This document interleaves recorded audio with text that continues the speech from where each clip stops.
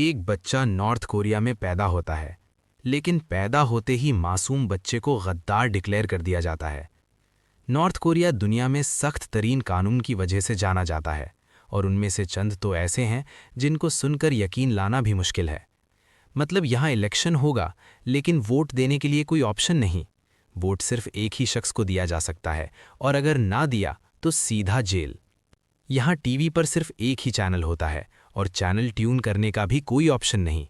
North Korea शायद दुनिया का वाहिद ऐसा मुल्क है जहां जुर्म करने पर नहीं, बल्कि जुर्म सोचने पर भी आपको जेल जाना पड़ सकता है। 1945 तक जापान ने पूरे कोरिया पर 35 साल तक हुकूमत की, लेकिन वर्ल्ड वॉर II के बाद कोरिया 2 हिस्सों में डिवाइड हो गया, नॉर्थ कोरिया और साउथ कोरिया। नॉर्थ कोरिया पर सोवियत यूनियन का असर और रसूख था, जबकि साउथ पर अमेरिकन इन्फ्लुएंस। 1948 में किम डायनेस्टी के किम इल संग को लीडर बनाया गया, और नॉर्थ कोरिया बना Democratic People's Republic of Korea. पर यहाँ डेमोक्रेसी जैसी कोई चीज़ कभी पैदा ही नहीं हुई। 1950 में नॉर्थ और साउथ कोरिया के बीच एक जंग हुई, जिसे कोरियन वॉर कहा जाता है, लेकिन जंग खत्म होने के बाद कोई पीस ट्रीटी नहीं हुई। इसी वजह से दोनों मुल्क अभी तक टेक्निकली जंग की हालत में हैं। नॉर्थ कोरिया में पावर को बरकरार रखने के लिए आज तक सिर्फ एक ही फैमिली का रूलर रहा है। सबसे पहले किम इल संग, उसके बाद किम जोंग इल, और अब किम इल संग के पोते किम जोंग उन। हर रूलर ने अपनी गद्दी को बचाने के लिए सख्त से सख्त कानून का सहारा लिया है। यहाँ खौफ और सज़ा के दम पर लोगों को ज़बरदस्ती दबाने के लिए कई सारे रूल्स बनाए गए हैं, ताकि लोग साउथ कोरिया और वेस्टर्न कल्चर से इम्प्रेस होकर हमारे खिलाफ न हो जाएं। और आज हम इनमें से कुछ अजीबोगरीब रूल्स का जिक्र करेंगे, तो आइए शुरू करते हैं।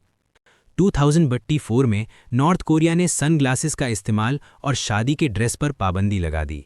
यहाँ मेट्रो या पब्लिक स्टेशंस पर म्यूज़िक नहीं, बल्कि किम फैमिली की स्पीचेस चलाई जाती हैं, और इस दौरान किसी को भी एक दूसरे से बात करने या शोर करने की इजाज़त नहीं होती। नॉर्थ कोरिया में अगर लोग साउथ कोरियन ड्रामे या हॉलीवुड फिल्में देखते हुए पकड़े जाएं, तो उन्हें लेबर कैंप्स या सख्त सज़ा का सामना करना पड़ता है। ये इक़दामात नज़रियाती आलूदगी यानी आइडियोलॉजिकल कंटामिनेशन को रोकने के लिए उठाए जाते हैं, ताकि आवाम पर गैर मुल्की असरात ना पड़ें। नॉर्थ कोरिया में आम लोगों को इंटरनेट नहीं, बल्कि सिर्फ इंट्रानेट इस्तेमाल करने की परमिशन है।